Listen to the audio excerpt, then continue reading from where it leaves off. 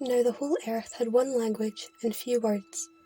And as men migrated from the east, they found a plain in the land of Shinar, and settled there. And they said to one another, "Come, let us make bricks and burn them thoroughly." And they had brick for stone, and the bitumen for mortar. Then they said, "Come, let us build ourselves a city, and a tower with its top in the heavens. And let us make a name for ourselves, lest we be scattered abroad upon the face of the whole earth." And the Lord came down to see the city, and the tower which the sons of men had built. And the Lord said, "Behold, they are one people, and they have all one language. And this is only the beginning of what they will do. And nothing that they propose to do will now be impossible for them. Come, let us go down, and there confuse their language, that they may not understand one another's speech."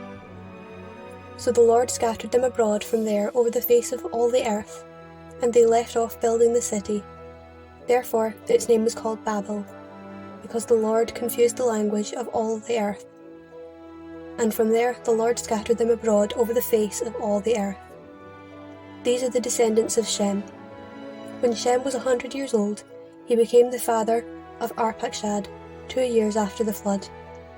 And Shem lived after the birth of Arpachshad 500 years, and had other sons and daughters. When Arpachshad had lived 35 years, he became the father of Shelah. And Arpachshad lived after the birth of Shelah 400 years, and had other sons and daughters. When Shelah had lived 30 years, he became the father of Eber. And Shelah lived after the birth of Eber 403 years, and had other sons and daughters. When Eber had lived 34 years, he became the father of Peleg. And Eber lived after the birth of Peleg 430 years, and had other sons and daughters. When Peleg had lived 30 years, he became the father of Reu. And Peleg lived after the birth of Reu 209 years, and had other sons and daughters. When Reu had lived 32 years, he became the father of Serug. And Reu lived after the birth of Serug 207 years, and had other sons and daughters. When Serug had lived 30 years, he became the father of Nahor. And Serug lived after the birth of Nahor 200 years, and had other sons and daughters.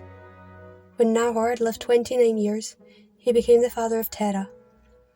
And Nahor lived after the birth of Terah 119 years, and had other sons and daughters.